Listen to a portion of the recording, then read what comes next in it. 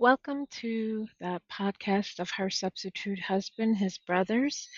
This is a chapter summary, and I'm not reading the chapter word for word. If you want to catch up, you can always go and get the book.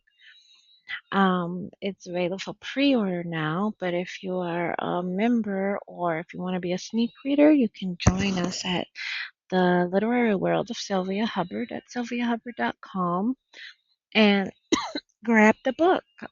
How am I coughing? I was fine until the mic came on. Isn't that crazy?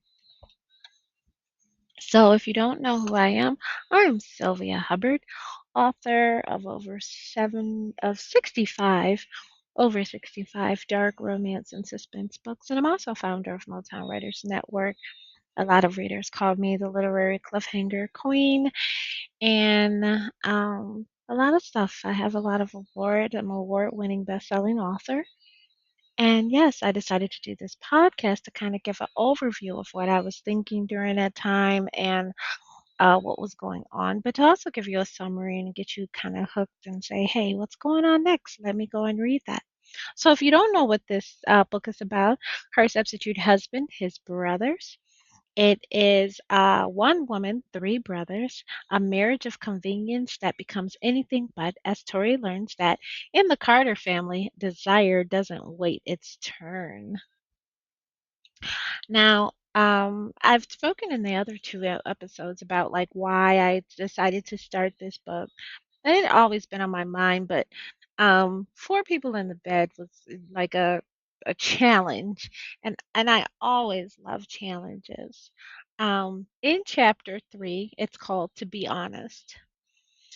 And in this chapter, Tori is caught off guard during dinner when Shawn proposes a surprising plan. Now, previous to all this, her sister was, kind of coaxing her into, let's have dinner with Shawn. And she convinced her to go on dinner. And then his other two brothers show up. They reserve this exclusive restaurant, this hard to get in restaurant. And, you know, Tori's taking it all in stride and everything. She's, impressed but not impressed by their show of force. And then they get to dinner in a private area of the restaurant, and she's caught off guard, like I said, when Shawn proposes a surprising plan.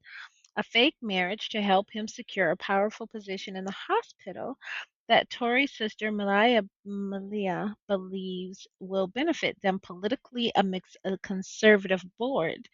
As this discussion unfolds, Tori grapples with her feelings and past crush on Shawn while feeling the intensity of interest from his brothers.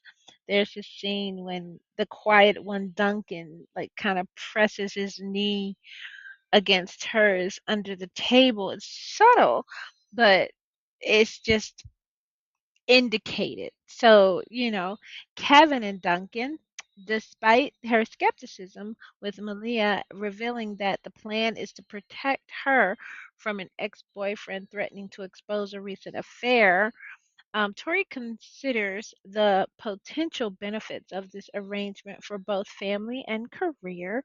The narrative drives into Tori's internal conflict about implications of um, their agreement and culminates in a celebrated acceptance where Sean, thankful for her agreement, presents her with his mother's engagement ring amid flirtatious teasing from his brothers. And if you didn't catch on, this is kind of to throw Tori off, especially about what she did to their mother, for her to be presented with that ring, should have sent off signals in the readers, but no signals were caught. I'm gonna tell you that. Rewrites. If I had a chance to rewrite it, I probably would expound upon the ring's significance, but I decided to just leave it as is. It's kind of like a MacGuffin in there, just a little breadcrumb. And if you're listening to this, yes, I should have warned there will be a story spoiler because you're getting the inside scoop of it. I'll put in the discussion in the comments and say, hey, this is kind of like the spoilers involved. But I figured people would see this and say, what? What? Because I clearly indicated that she was not a nice person. I'm eating peanut butter, guys, if you just wanted to know what I'm slurping on. But I was just shocked. No one said anything. And furthermore, she wasn't that alarmed, by, the brother's flirtatious behavior. Tori being, cute, smart, intelligent, and she's also a little hypersexual. I mentioned that. So it was kind of like, okay, yeah, they're flirting, and this is happening. They can dance really well. They do very formal dancing really well. So, and they're teaching her how, which brings an intimacy into it. I don't know where I've gotten on this tip about dancing, but I've had it in my other books where I brought them together by dancing, and it's just like really fun. But to have all three men who are good at, you know, really good at step dancing, it's really fun, and it's really cool to describe it and everything, and the intensity and the way they can touch her and hold her and everything.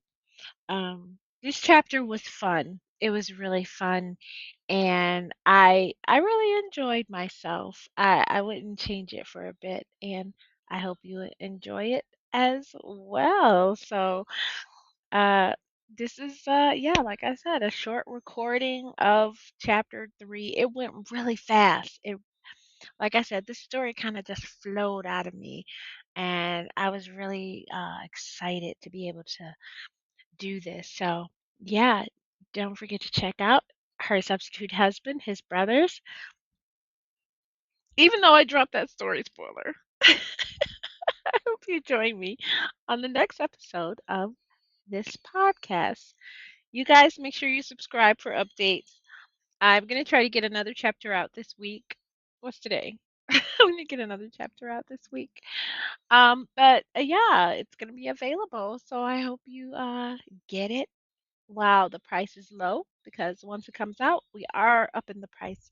So yeah, guys, I'll talk to you later. You guys have a great day. Bye.